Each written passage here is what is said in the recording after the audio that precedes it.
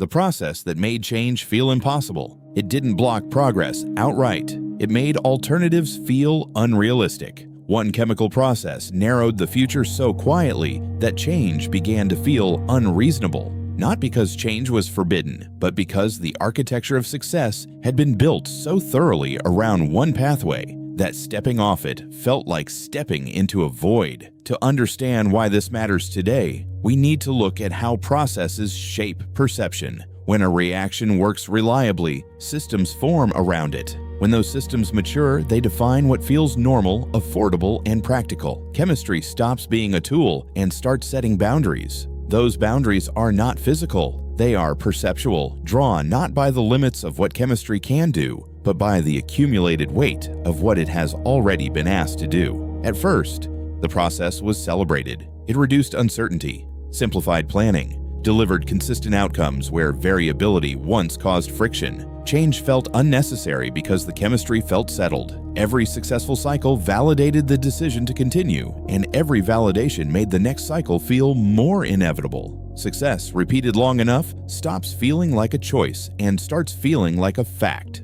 Over time, that comfort hardened, infrastructure aligned to support the process, training focused on maintaining it. Investment flowed toward optimizing it further, not questioning it. The process became the reference point for all decisions. It was no longer one option among many. It was the baseline against which all other options were measured, and since it had been refined for years while alternatives had been neglected, no comparison could ever be fair. What made this shift dangerous was invisibility. No rule forbade alternatives. They simply felt impractical, too slow, too expensive, too risky compared to what already worked. Chemistry had quietly rewritten the definition of feasibility. The constraint was never stated. It didn't need to be. It was embedded in every budget, every timeline, every training manual, and every expectation shaped by years of uninterrupted success. This is where the story begins, with a process so embedded that change stopped feeling like an option. A chemical pathway that didn't eliminate alternatives, but made them feel impossible long before anyone noticed what was happening. As the process became dominant, it began shaping expectations at every level. Decisions were evaluated against it. Timelines were set assuming its speed. Costs were judged by its efficiency. Anything different felt like failure before it was even tested. The process had become the lens through which all possibilities were assessed. And through that lens, only one possibility ever looked viable. This is where early tension emerged. The process delivered consistency, but only by narrowing acceptable variation. Systems grew efficient, but brittle. When conditions shifted slightly, performance dropped sharply. Chemistry had optimized the system for one path and one path only. The precision that made everyday operations seamless also made the system incapable of absorbing anything outside its narrow design envelope. People noticed the strain, but misread its cause. The solution always pointed back to the same process. Optimize it further, scale it harder, add controls. Each adjustment deepened dependence instead of restoring flexibility. The instinct to fix problems by doubling down on the existing approach was natural. It was also the mechanism by which the system dug itself deeper into the very pattern that was causing the strain in the first place. Alternatives existed, but they lacked support. Infrastructure didn't fit them. Expertise had faded. The cost of transition felt overwhelming compared to maintaining the familiar. Chemistry had not banned change. It had priced it out of reach. The economic and institutional barriers to switching were not the result of deliberate policy. They were the natural consequence of years of investment flowing in a single direction, while every other direction was starved of attention, funding, and credibility. What made this dangerous was feedback. The more the process was used, the harder it became to imagine life without it. Change felt irresponsible, risky, even unnecessary. Chemistry rewarded repetition, and repetition reshaped belief. The feedback loop was self-reinforcing. Each cycle of success made the process feel more essential, and each feeling of essentiality made the next cycle of repetition more automatic. The process was no longer just chemical, it was psychological. It trained systems to resist deviation, even when deviation was exactly what conditions demanded. The resistance was not conscious, it was structural, built into the habits, assumptions, and reflexes of everyone who operated within the system. Deviation did not need to be punished. It simply needed to feel uncomfortable, and the system ensured that it always did. The conflict intensified when pressure exposed how little room for change remained. What once felt optimized now felt trapped. The system could perform flawlessly, but only inside conditions that were becoming harder to maintain. The window of viability was narrowing, and the system had no capacity to widen it because every resource was committed to preserving the current pathway.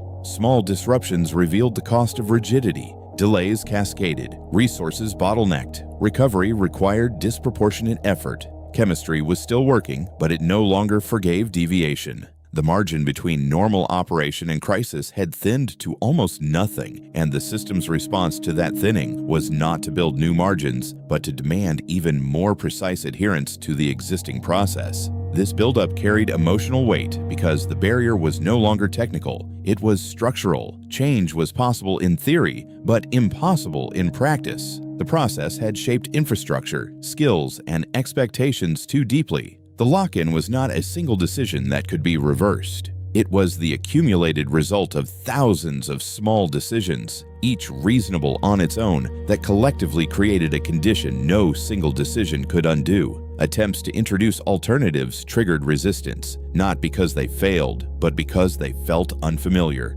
unproven, risky. Chemistry had trained the system to fear deviation more than stagnation. The asymmetry was profound. The risks of change were immediate, visible, and easy to quantify.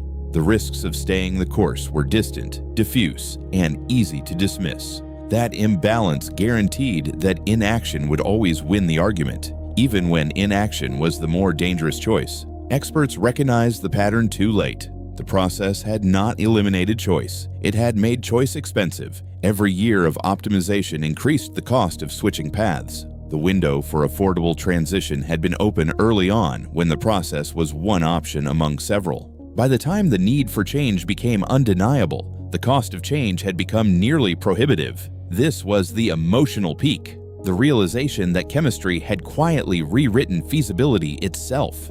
What could be done was no longer decided by physics, but by habit reinforced through chemical success. The boundaries of the possible had been redrawn not by nature, but by the accumulated momentum of a single process, repeated until everything else had withered. The process that once enabled progress was now defining its limits, not through force, but through momentum that felt impossible to stop. The climax arrives with a recognition that feels both sobering and liberating. Change was never impossible. It was postponed until it felt unbearable. The chemical process did not block alternatives. It crowded them out through success. Each year, it worked reliably. It became harder to justify deviation. Feasibility narrowed until only one path felt responsible. The illusion of impossibility was constructed not from barriers, but from the absence of everything that had once made alternatives thinkable. This realization reframes the challenge. The obstacle is not chemistry, it is commitment. Systems committed so deeply to one process that flexibility was traded for comfort, then mistaken for necessity. The distinction between what cannot be changed and what has simply not been changed is the most important distinction this story offers. The resolution lies in intentional disruption, creating space for alternatives before conditions force them, supporting pathways that feel inefficient at first, but preserve freedom of choice.